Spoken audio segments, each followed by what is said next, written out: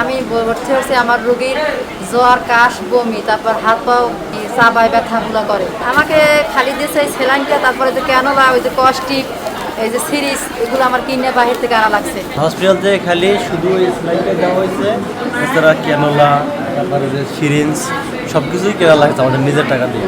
বড় ধরনের ঔষধই বাহিরে লেখে, আর ছোটো ছোটো দিয়ে একটা না পায় যাবে যে ওই গ্যাস্ট্রিক ইনজেকশন এটি হেরা দেয়।